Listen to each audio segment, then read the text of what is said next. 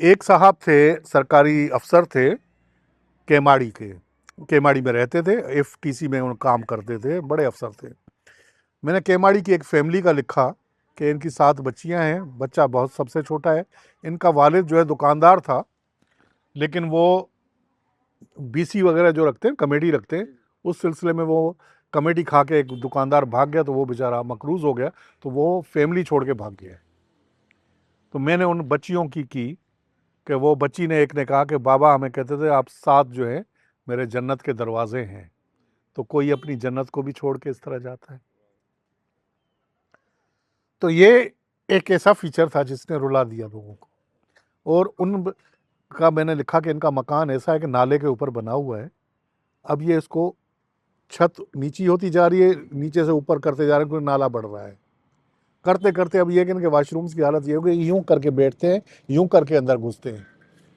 तो एक खातून, अल्लाह उन्हें गरी के रहमत करे, उन्होंने दूसरे दिन मुझे फ़ोन किया कि बेटा आप इनसे मिलवाएं मुझे। मैंने मिलवाया, उन्होंने फ़ौरी मदद की।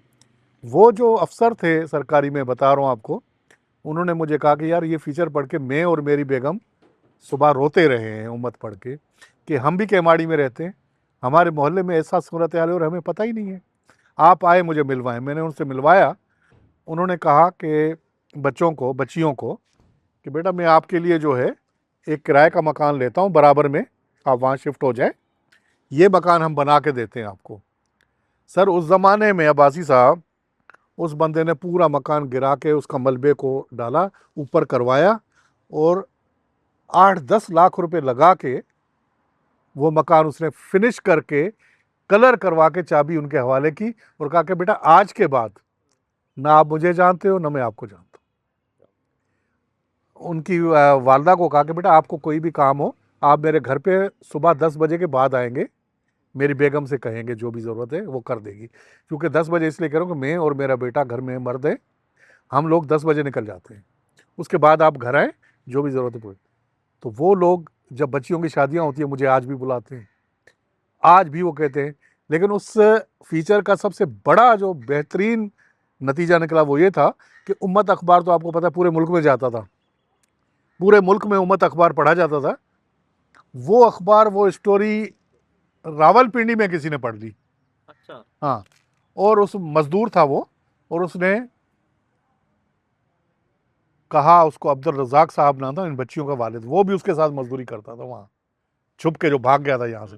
उसने कहा यार ये स्टोरी तो तुम्हारे घर की लग रही है जैसी मुझे, जो तुम बताते रहे हो।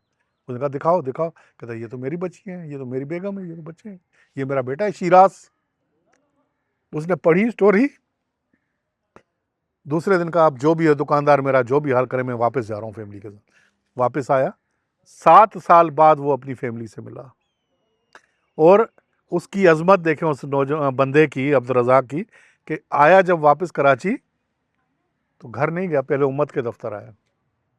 कहता मैं अभी स्टेशन से उतरा हूँ, कैंट स्टेशन से, मुझे इससे मिलना है। मैं नहीं था उस टाइम में, सुबह के टाइम पे मुझे दफ्तर से बुलाया गया, दफ्तर से कि भाई वो कोई साहब आए ये।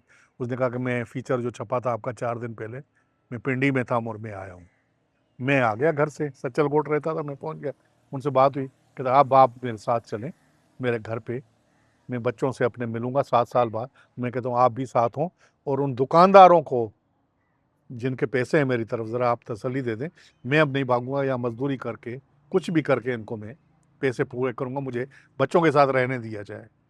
मैं साथ गया, 3 दुकानदार थे, 4 उनसे बात की। उनका जब आप आए उम्मत वाली जिम्मेदारी ले रहे हैं तो हम कुछ नहीं करते, बेहतरीन है। तो ये तो था उम्मत का कंट्रीब्यूशन ये सब माशरे में। बहुत बड़ा प्रिंट मीडिया, खासतौर पे उम्मत का कंट्रीब्यूशन, कि हमने जो लोगों को किस तरह मिलवाया भी, किस तरह मदद भी हुई, और आज तक मदद हो रही है।